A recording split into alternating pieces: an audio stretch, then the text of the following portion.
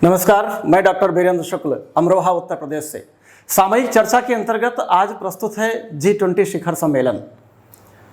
G20 शिखर सम्मेलन जैसा कि आप जानते हैं कि इस बार भारत में आयोजित हो रहा है। देश के लिए एक ऐतिहासिक अवसर है, एक सुनहरा अवसर है कि जब विश्व के सारे विदेशी मेहमान भारत में एकत्रित हो रहे होंगे। जैसा कि आप जानते हैं कि 9 और 10 सितंबर को शिखर सम्मेलन का आयोजन नई दिल्ली के ऐतिहासिक प्रगति मैदान में हो रहा है। आप देखें कि ये G20 का लोगो है, भारत 2023 इंडिया। आप देखें कि भारत की सांस्कृतिक विरासत कमल के बीच में ग्लोब, एक देश की संपन्नता और वैभव का प्रतीक कमल और उसके बीच में ग्लोब। G20 एक 20 देशों का समूह है। जैसा कि आप जानते हैं, जिस तरह से G7 विकसित देशों का समूह है, उसी तरह से G20 विकसित और विकासशील दोनों देशों का समूह है।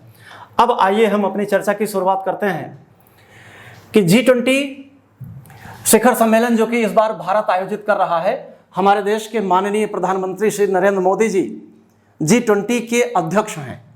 1 दिसंबर 2022 से 30 नवंबर 2023 तक देश G20 की अध्यक्षता कर रहा है। इस बीच अनेकानेक कार्यक्रम हमारे देश में आयोजित हुए, कई शहरों में आयोजित हुए, कश्मीर में, मुंबई में, दिल्ली में ही, और दिल्ली को तो दुल्हन की तरह सजाया गया है। इस बार शिखर सम्मेलन है।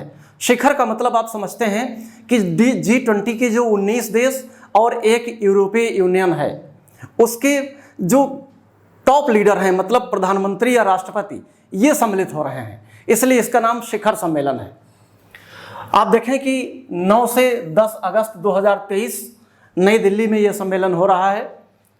इसकी थीम है वसुधैव कुटुंबकम, एक पृथ्वी एक परिवार। दुनिया के 20 विकसित और विकासशील देश जिनकी अर्थव्यवस्था बहुत विकसित है, विकासशील भी है, जो बहुत मजबूत हैं इस धरती पर, वैश्विक अर्थव्यवस्था में जिनका एक विशेष योगदान है, ऐसे 20 देश एक जगह इकट्ठे हुए हैं। उनकी थीम है वसुधैव कुटुंबकम, मतलब पूरी धरती हमारा एक परिवार है। ये जो वसुधैव कुटुंबकम है, ये एक उपनिषद से लिया गया वाक्य है। अयम निजः परो वेति गणना लघुचेत साम उदार चरिता नाम तू वसुधैव कुटुंबकम। शास्त्र कहते हैं कि यह अपना है, वह पराया है। ये तो छोटे लोग कहते हैं, जो महान व्यक्ति होते हैं वो पूरी पृथ्वी को अपना परिवार समझते हैं। तो G20 का यही लक्ष्य है कि पूरी पृथ्वी हमारा परिवार है, एक पृथ्वी एक परिवार। अब आप देखें कि G20 की स्थापना कब हुई। 26 सितंबर 1999 को बर्लिन, जो कि जर्मनी का एक बहुत चर्चित शहर है, वहाँ पर इसकी स्थापना हुई थी G20 की। और स्थापना क्यों हुई? एशियाई वित्तीय संकट के बाद हुई। एक बार एशिया के कुछ देशों में वित्तीय संकट आ गया था। थाईलैंड, दक्षिण कोरिया, इंडोनेशिया आदि देश थे जिनमें वित्तीय संकट हुआ था। हुआ क्या था कि उनकी मुद्रा का ढेर सारा बहुत ज़्यादा अवमूल्यन हो गया था, जिससे वो संकटग्रस्त हो चुके थे। तो कुछ विकसित देशों ने मिल करके ये सोचा कि एक ऐसे संगठन का निर्माण किया जाए जिससे वैश्विक अर्थव्यवस्था को मजबूती मिले। इसमें विशेष रूप से फ्रांस का खास योगदान रहा है। फ्रांस ने ये चर्चा पहले शुरू की थी, फिर धीरे धीरे 20 देश इकट्ठा हो गए और G20 की स्थापना हो गई। ग्रुप 20, G20 का मतलब ग्रुप 20। अब देखें कि ये जो G20 के देश हैं, इनकी GDP 85% है। सकल घरेलू उत्पाद विश्व का 85% है, 85%। और उत्पादन, ये जो अपना उत्पादन करते हैं वो 85% संसार का सारा उत्पादन ये लोग करते हैं। अंतर्राष्ट्रीय व्यापार में हिस्सेदारी इनकी 75% है। उत्पादन इनका 85% है और अंतर्राष्ट्रीय व्यापार में इनकी हिस्सेदारी 75% है। 75% वैश्विक भागीदारी इन G20 देशों की है। और ये 2/3 जनसंख्या, मतलब 66% से ज़्यादा जनसंख्या का ये G20 देश प्रतिनिधित्व कर रहे हैं। इसके सदस्यों में देखें रूस, सऊदी अरब, दक्षिण Africa, Canada, China, France, Germany, Bharat, Indonesia, Italy, Japan, दक्षिण Korea, Mexico, Argentina, Australia, Brazil, तुर्की, ब्रिटेन, अमेरिका और यूरोपीय संघ, मतलब 19 देश और 20वां यूरोपीय संघ मिला करके G20 का निर्माण करते हैं। अब 20 देश तो इसके सदस्य हैं और आमंत्रित अतिथि भी कई हैं, जिसमें से जो खास अतिथि है वो है हमारा स्पेन स्थायी अतिथि के तौर पर स्पेन को सम्मिलित किया गया है। और देखें बांग्लादेश, मिस्र, Mauritius, Netherland, Nigeria, Oman, Singapore और यूएई, इन्हें भारत ने अपने आमंत्रित किया है विशिष्ट देशों के रूप में, और स्पेन इनका स्थायी अतिथि है। अन्य को जो अध्यक्ष होता है वो अपने विवेक से आमंत्रित कर सकता है, तो भारत ने इतने लोगों को आमंत्रित किया है। तो अब आप देखें कि कुल मिला के G20 की जो संख्या है वो पहुंच गई है 29 तक। 29 देशों का प्रतिनिधित्व इस प्रगति मैदान में जो भारत में नई दिल्ली में हो रहा है, ऐतिहासिक आयोजन हो रहा है, उसमें 29 देशों की प्रतिभागिता है। अब देखें प्रथम बैठक जो G20 की हुई थी वो बर्लिन में हुई थी, जब इसकी स्थापना हुई थी जर्मनी में। उसके बाद प्रथम शिखर सम्मेलन 14-15 नवंबर 2008 वाशिंगटन में हुआ था, जो कि अमेरिका की राजधानी है। शिखर सम्मेलन का मतलब इसमें उस देश के प्रधानमंत्री और राष्ट्रपति सम्मिलित हुए थे। उससे पहले क्या होता था कि जो वित्त मंत्री होते थे और केंद्रीय बैंक के संबंधित देश के गवर्नर, ये सम्मिलित हुआ करते थे। लेकिन 2008 में पहली बार वाशिंगटन में शिखर सम्मेलन का आयोजन किया गया, जिसमें इन 20 देशों के 19 और एक यूरोपीय यूनियन के राष्ट्रपति या प्रधानमंत्री सम्मिलित हुए, इसलिए इसे शिखर सम्मेलन कहते हैं। अब आप देखें कि भारत में ये 18वां सम्मेलन है। 18वां सम्मेलन है, 18वीं बैठक है G20 की, और 17वीं हुई थी बाली इंडोनेशिया में, और 19वीं होगी ब्राजील में। मतलब 17वीं तो इंडोनेशिया में हुई थी, 18वीं भारत में हो रही है, और 19वीं बैठक इसकी होगी ब्राजील में। अब उद्देश्य क्या है G20 का देखें, वैश्विक अर्थव्यवस्था का विकास करना, व्यवसाय और निवेश, जलवायु परिवर्तन और अन्य ज्वलंत मुद्दे। जो 9 और 10 सितंबर को भारत में ये बैठक हो रही है, उसमें मुख्य रूप से ये चीजें सम्मिलित हैं। वैश्विक अर्थव्यवस्था का विकास, कि विश्व की अर्थव्यवस्था चरमराने न पाए, न एशिया, न अफ्रीका, न अमेरिका, न दक्षिणी अमेरिका, न ऑस्ट्रेलिया, वैश्विक अर्थव्यवस्था चरमराने न पाए। ये G20 के देश मिलकर के विचार करेंगे कि वैश्विक अर्थव्यवस्था में कोई उथल पुथल ना हो जाए, व्यवसाय और निवेश होता रहे, जिनसे इनकी अर्थव्यवस्था बराबर बनी रहे, दुनिया में कोई उथल पुथल ना हो। जलवायु परिवर्तन बहुत महत्वपूर्ण है, इस समय का समसामयिक मुद्दा है, तो जलवायु परिवर्तन पर ये देश मिलकर काम करेंगे। और अन्य ज्वलंत मुद्दे जो इस समय विश्व के समक्ष बड़ी बड़ी चुनौतियां हैं, बड़े बड़े मुद्दे हैं, उन पर भी ये देश मिलकर विचार करेंगे। बड़े मुद्दे का मतलब जैसे इस समय यूक्रेन युद्ध हो रहा है, यूक्रेन युद्ध हो रहा है, इस समय जो यूक्रेन और रूस का युद्ध हो रहा है, ये भी एक विश्व की बहुत बड़ी समस्या है, इस पर भी विचार किया जा सकता है। या और जितने भी ज्वलंत मुद्दे होंगे उन पर ये लोग विचार करेंगे। अब देखिए ट्राइका पद्धति इसमें विशेष रोल निभाती है। ट्राइका पद्धति का मतलब यह है कि 3 बिंदु हो गए, था, है, होगा। था का मतलब इससे पहले इंडोनेशिया में सम्मेलन हुआ था, वहां के मुद्दे, और इस समय जो भारत कर रहा है वहां के मुद्दे। तो भारत ने इंडोनेशिया से सीखा कि बैठक कैसे होनी चाहिए, किन किन मुद्दों को और सम्मिलित करना चाहिए, भारत ने ये सीखा, वो इसमें बैठक कर रहा है। और ब्राजील फिर आगे सीखेगा कि जो मुद्दे बच गए हैं या उस समय के जो उत्पन्न समसामयिक मुद्दे हैं वो कैसे हों। इसे कहते हैं ट्राइका पद्धति।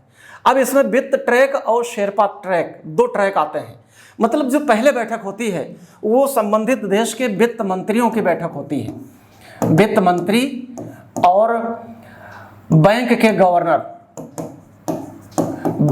गवर्नर, इनकी बैठक होती है। तो ये तो वित्त ट्रैक होता है। एक शेरपा ट्रैक होता है। शेरपा ट्रैक का मतलब ये है कि वित्त मंत्रियों की बैठक के बाद राष्ट्राध्यक्ष मिलकर ये तय करते हैं, अपना एक प्रतिनिधि नियुक्त करते हैं। शेरपा का मतलब है प्रतिनिधि, अपना एक प्रतिनिधि नियुक्त करते हैं। राष्ट्राध्यक्ष मतलब प्रधानमंत्री और राष्ट्रपति, प्रेसिडेंट और प्राइम मिनिस्टर मिलकर के अपना एक प्रतिनिधि नियुक्त करते हैं। फिर उन प्रतिनिधियों की बैठक होती है और ये प्रतिनिधि मुद्दे इनका चयन करते हैं, मुद्दों का चयन ये प्रतिनिधि करते हैं, और उसके बाद शिखर सम्मेलन का आयोजन होता है। तो इससे पहले वित्त ट्रैक और शेरपा ट्रैक निपट चुका है, अब ये शिखर सम्मेलन है। अब आप देखें कि जो ये शिखर सम्मेलन जिसका आयोजन भारत में हो रहा है, देश के लिए एक ऐतिहासिक अवसर है, बहुत बड़ा मौका देश के लिए आया है। और ये जो प्रगति मैदान दिल्ली का है, वहाँ पर भारत मंडपम बनाया गया है। नई दिल्ली के प्रगति मैदान में भारत मंडपम का निर्माण किया गया है और ये निर्माण लगभग 1 साल से हो रहा है, तैयारी 1 साल से हो रही है इस शिखर सम्मेलन की। और ये देखिए, विश्व का सबसे बड़ा इंडोर हॉल बनाया गया है 123 एकड़ में, और ये 3 मंजिल का भारत मंडपम इसका नाम दिया गया है। 123 एकड़ में फैला है और 3 मंजिली इमारत बनाई गई है।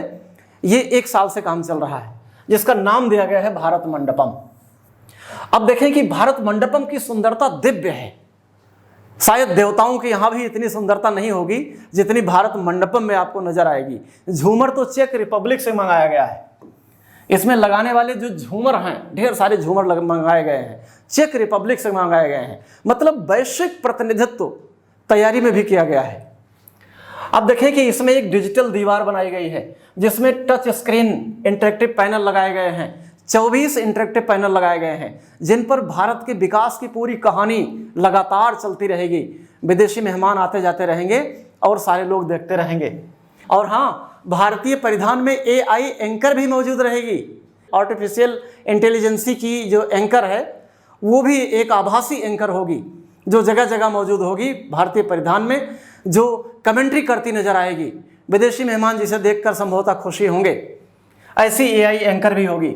और हाँ, दीवारों पर 700 वर्षों की गाथा उकेरी गई है। बड़े बड़े चित्रकार लगे हुए हैं। 7000 वर्षों की जो भारत की सभ्यता के विकास की कहानी है, जहाँ से हम वैज्ञानिक तरीके से लेते हैं 7000 वर्षों तक, भगवान राम और वेदों के निर्माण की कहानी से 7000 आज से 7000 वर्ष पहले वेदों का निर्माण हुआ था। कुछ ऋचाएँ 7000 वर्ष पहले लिखी गई थी।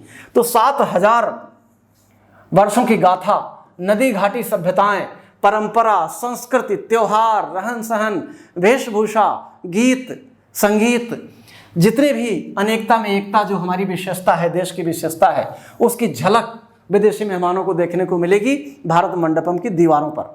और सांस्कृतिक कार्यक्रमों के माध्यम से उसकी गूंज विदेशी मेहमानों तक पहुंचाई जाएगी। शिक्षा व्यवस्था भारत की कैसी है, चुनाव की तकनीकी कैसी है, इसका भी प्रदर्शन होगा। मतलब भारत की पूरी परंपरा, पूरा सांस्कृतिक और सामाजिक वैभव का प्रदर्शन इस G20 शिखर सम्मेलन के दौरान किया जाएगा, जिससे विदेशी मेहमान देश को जानेंगे, समझेंगे, गुनेंगे। भारत मंडपम की दीवारों पर और छतों में राजस्थानी पत्थरों का प्रयोग किया गया है। बहुत सुंदर तरीके से बनाया गया है। और फर्श पर जो कालीन बिछे हैं वो उत्तर प्रदेश के भदोही जिले से लिए गए हैं। और कुछ उम्दा किस्म के कालीन कश्मीर से भी मंगाए गए हैं, जो फर्श की शोभा को कई गुना बढ़ा रहे हैं। और जब ये शिखर सम्मेलन समाप्त हो जाएगा, उसके बाद जो प्रदर्शनी है वो आम जनता के लिए 10 दिन खुली रहेगी। साथ ही साथ जो हमारे विदेशी मेहमान 20 देश और हमारे अतिथि देश 29 देशों के आ रहे हैं, वो अलग अलग होटलों में ठहरेंगे। दिल्ली, नोएडा मिला करके, गुड़गांव मिला करके अलग अलग होटलों में वो विश्राम करेंगे। और उन होटलों में उनके लिए विभिन्न तरह के पकवान सजाए जाएंगे, पकाए जाएंगे, जिसमें विविध प्रकार के व्यंजन और भारत के सभी राज्यों के पकवानों से विदेशी मेहमानों का परिचय कराया जाएगा, उन्हें चखाया जाएगा। और जो भारत सरकार का विशेष प्रयास है, श्री अन्न, मोटे अनाज के कई तरह के पकवान विदेशी मेहमानों को चखाए जाएंगे। अनेक प्रकार के व्यंजन, अनेक प्रकार की मिठाइयाँ और मेहमानों की रुचि के अनुकूल स्वादिष्ट और लजीज व्यंजन उनके लिए परोसा जाएगा। उनकी भी रुचि का ध्यान रखा जाएगा। ये नहीं कि जो देश में बन रहे हैं वही पकवान उन्हें खिलाए जाएंगे, जिससे कि विदेशी मेहमान पूरी तरह से संतुष्ट होकर भारतीय व्यंजनों का स्वाद चख सकें। साथ ही साथ विभिन्न राज्यों के प्रमुख उत्पादों की प्रदर्शनी भी लगेगी। और चंद्रयान, अभी भारत ने विश्व में अपना परचम लहराया है, अपना चंद्रयान 3 जो कि चंद्रमा पर भेजा है, जो वहाँ नित नई कलाएं कर रहा है अपने प्रज्ञान के साथ, उसका भी प्रदर्शन किया जाएगा। और आदित्य L1 जो सूरज के लिए निकल पड़ा है, उसका भी प्रदर्शन यहाँ पर किया जाएगा।